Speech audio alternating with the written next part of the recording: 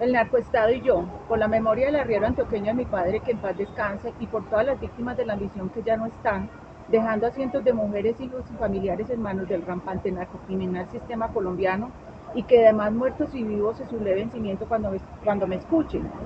¿Por qué el silencio de las mudas no mudas de Colombia? ¿Por qué callan colombianas? ¿Por qué huérfanas de la justicia colombiana rodando por el mundo? ¿Por qué hágase rico con el monopolio de las bobas útiles de Colombia? ¿Por qué secuestradas por la centralizada narcooligarquía colombiana? ¿Por qué amedrentadas por el sector narcotraficario politizado y en la política? ¿Por qué el narcoestado y yo? ¿Por qué la AI, Departamento de Inmigración, Aduanas y Antidrogas, Seguridad Federal de los Estados Unidos, Naciones Unidas, organismos internacionales de derecho y justicia, cooperantes que velan por el cumplimiento de nuestros derechos, dada la violación de nuestros derechos humanos en Colombia, le dan completa amplitud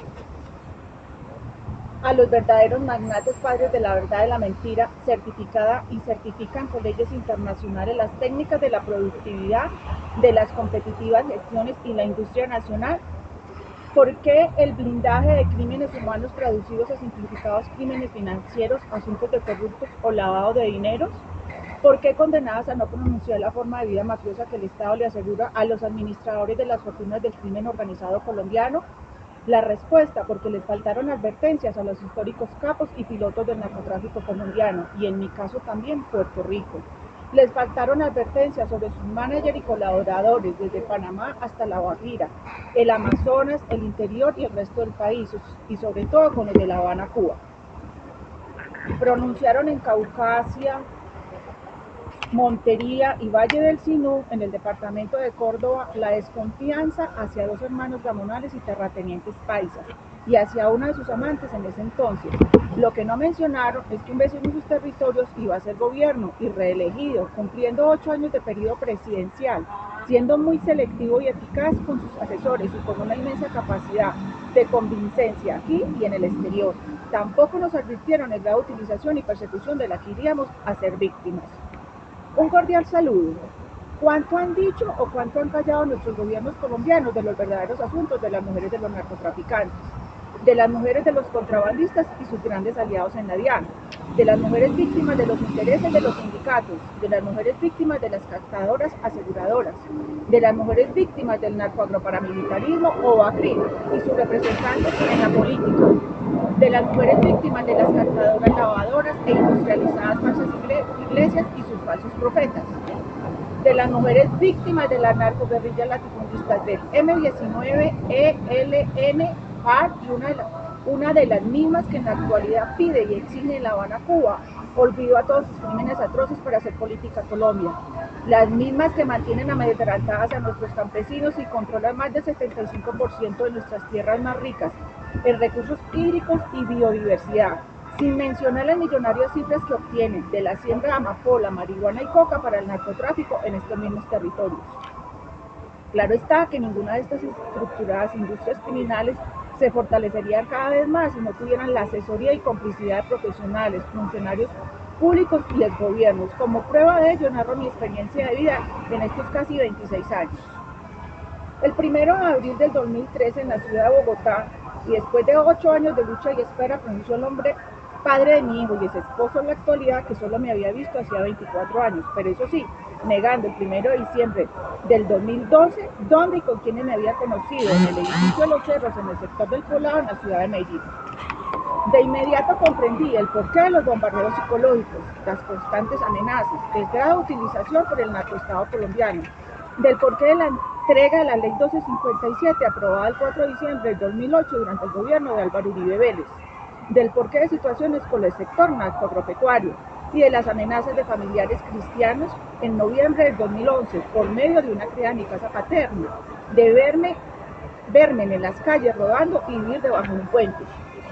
De ahí el porqué y las consecuencias de una llamada telefónica que recibí donde primas maternas de apellido Castro, donde confirmé un tiquete aéreo a Miami, Florida, en los Estados Unidos, con el que viajé en septiembre del 2010 en la aerolínea Spirit. Esta familia tiene en particular que algunas son del Urabá antioqueña, otras son fieles seguidoras de la industrializada secta captadora lavadora y iglesia cristiana, respaldadas por las narcoguerrillas latifundistas del ELN o los helenos. Por fortuna, la representación de diferentes comunidades de abogados en Miami, Florida, más mi tránsito por diferentes programas para víctimas de las violencias domésticas y otros crímenes, me hicieron pensar pedir ayuda y así pronunciar mi denuncia para que sea valorada y comprobada en diferentes comisiones, instrumentos internacionales de Derecho y Justicia, detenciones arbitrarias, Amnistía Internacional, OEA, Consejo de Seguridad de la ONU, CEDAW, ACNUR, ONU Mujeres, Política Antidroga de los Estados Unidos, Unión Europea, ya que esta última no es nada ajena a los beligerantes grupos armados colombianos y demás organismos donde sea necesario. Reconozco y valoro inmensamente el grupo humano en función de los cheques de los Estados Unidos, pero también puedo dar fe por mi experiencia en ellos que muchos gobiernos terminan beneficiándose, ya que es una muy buena fuente para deshacerse de nosotras y así ponerle fin a sus trapos, por no llamarlos de otra manera. Fugazmente puedo asegurar que el narcotráfico y el crimen organizado colombiano dejan inmensas fortunas, lo suficiente para sostener y colocar gobiernos, sobornar autoridades, complacer caprichos a las maquinarias de la política y sus locomotoras. Seguramente los narcotraficantes de los que me refiero estén muertos, extraditados, cumpliendo penas en el exterior, otros secuestrados, otros amedrentados con sus familias por los atentados que son víctimas, dejándolos inválidos, mutilados, incapacitados de por vida, otros asilados a temprana edad, otros exiliados por tiempos indefinidos, otros en calidad de muertos vivos o con otras identidades rodando por el mundo. Otros, como en la gran mayoría de las veces, los han hecho huir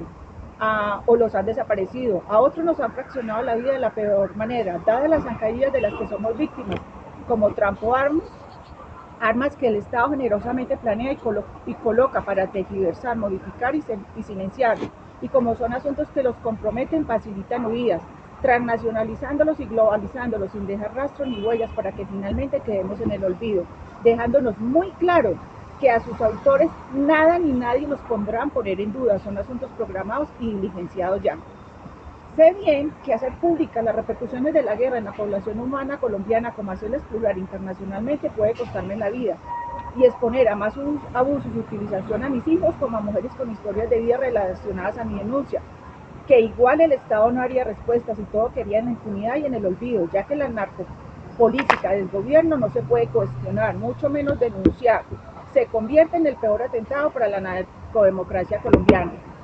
Quien decidiera ayudarme, el primer reto será desenmascarar a un administrador de empresa, liquidador, certificador, contratista del Estado,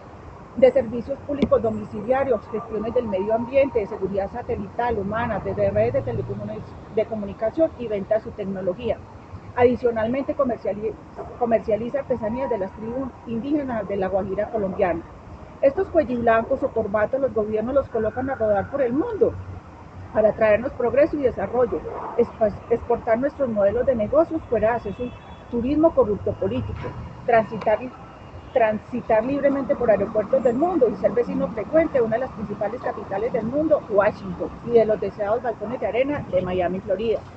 Los Estados Unidos no conocen las más profundas raíces de nuestras tragedias. A ninguna de estas mujeres y familias nos han permitido hacerlas públicas, mucho menos divulgarlas ante el mundo. En lo que sí considero que los programas para víctimas de las violencias domésticas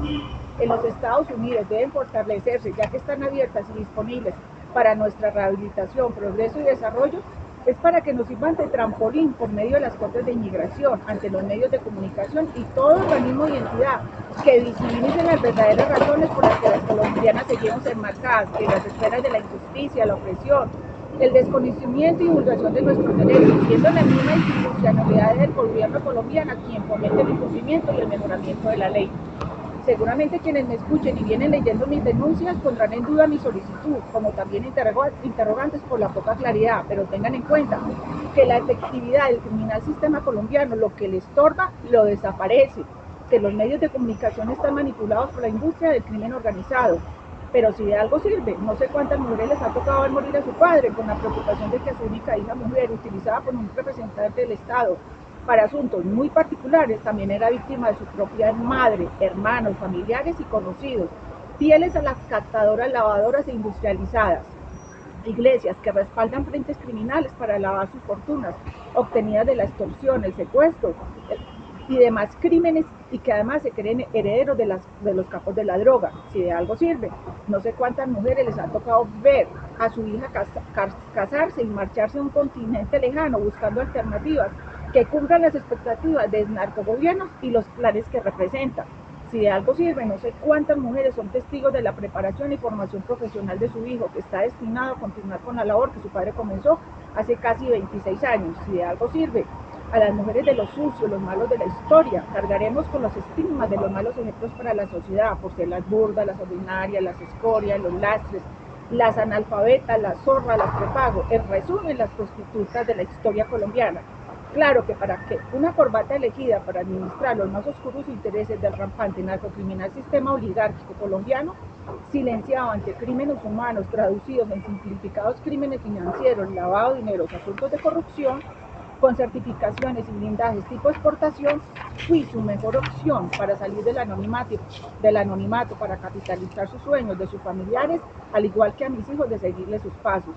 Atentamente, María Milvida Calderón Guarín o Milvi.